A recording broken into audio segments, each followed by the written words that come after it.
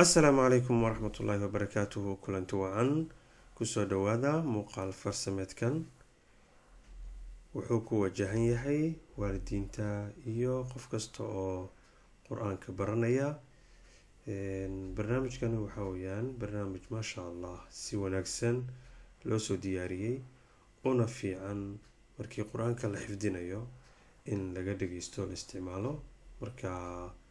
waxaan ku talinayaa in waalidiintu ay kaalmeystaan barnaamijkan kaalmeystaan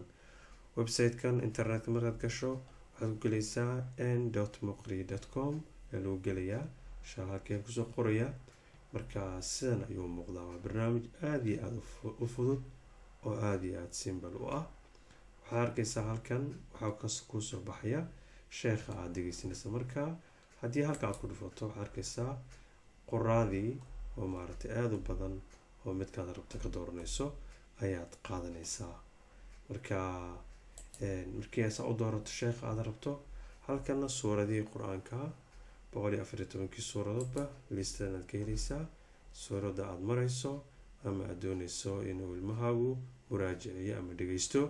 ayaad ka dooranaysaa markaa suuradii saa uga doorato waxa weeyaan waxaad arkaysaa halkan waxaa kusoo baxaya inta jeer inta mar ay doonayso inuu dhageysto ayaad u geynaysaa markuu cashirku ku adag yahay waxaa fiican ilaa 20 jeer in aayadiiba 20 jeer u dhageysto sidaas ayaa u fiican marka halkan aad geynaysaa tusaalahaan oo kale waad ka dhigaysaa 20 baad ka dhigaysaa waadna ka yareynaysaa marka calaamada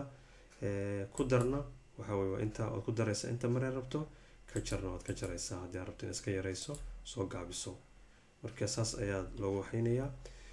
tanna waa inta jeer uu ku soo celinay markuu dhameeyo haddana uu soo bilaabi doonaa aan bal tijaabino maartay qaabku u shaqeeyo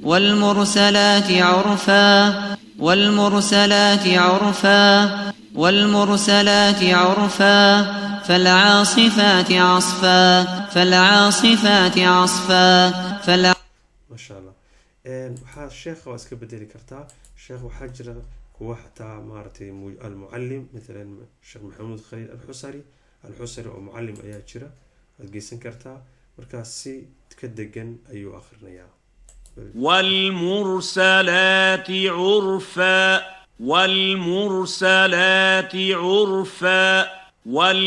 والمرسلات عرفا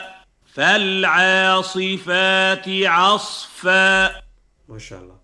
برنامجكن aadi aad ayaan uga helay waana isticmaalnaa marka waalidiinta iyo qof kasta oo doonaya quraanka inuu xifdiyo waxaan kula talin lahaa inuu kaalmeysto barnaamijkan daawasho wacan. wassalaamu calaykum waraxmatullaahi wabarakaatuh.